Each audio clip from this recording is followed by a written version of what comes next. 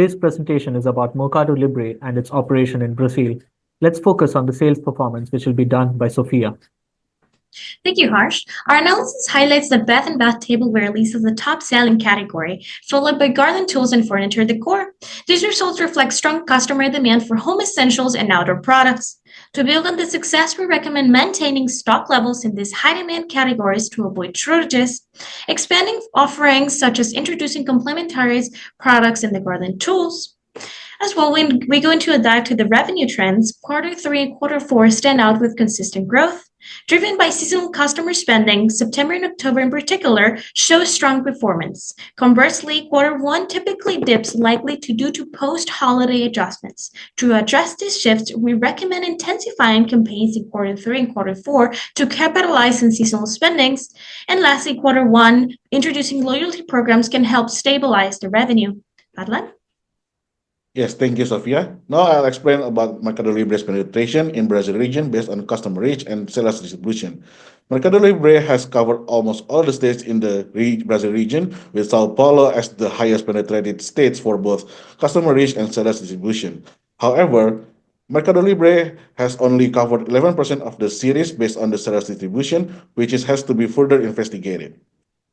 Now we're moving on to notable wins based on customer orders, which is based on the orders that can be linked to customer location. Sao Paulo is the most significant contributor, accounting for the majority of the market, which represents a core region for the continued investment and optimizations.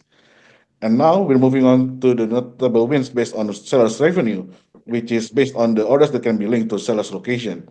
Sao Paulo generates the highest revenue, highlighting the importance of sustaining sales and order activity in the states. And don't forget to mention Bahia and Rio de Grande do Sul as the states that stand out for their high average price per order, which may indicate a strong commodity value products for the customer, which is based in the states.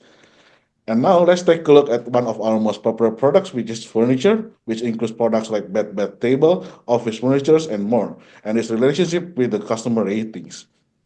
So the correlation analysis results with a weak positive correlation, which means that there is no strong evidence to suggest that the product prices have a meaningful impact of the review scores. And the positive signs implies that as the price slightly increase, the review score slightly increase as well, and vice versa. But the relationship between them is so weak that it is almost negligible. Now I'm gonna pass it out to Sophie. Thank you, Fadlan.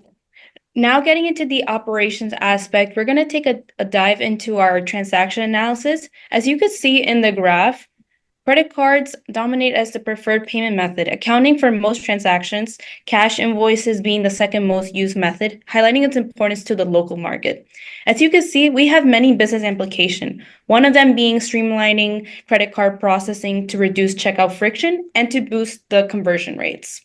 Furthermore, moving into the delivery speed analysis, we see that between the 1 to 15 day mark, the delivery windows drive the highest revenue in orders, with a peak revenue of 6,996 at 12 days and peak orders of 32 at 6 days. Orders and revenue drop significantly after the 15-day mark, emphasizing the importance of speed and customer satisfaction.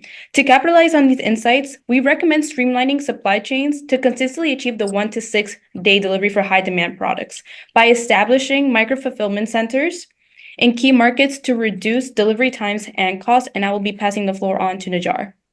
Thank you, Sophia. So now let's analyze how the number of reviews relates to average review scores. Products with over 300 reviews typically score between 4 and 4.5, indicating strong customer satisfaction and trust. This constantly reflects their visibility and reputation in the market. In contrast, products with fewer than 50 reviews show greater variability in scores. These products may face challenges in gaining customers' confidence or might not be reaching a broad enough of audience. Now let's go to the slide.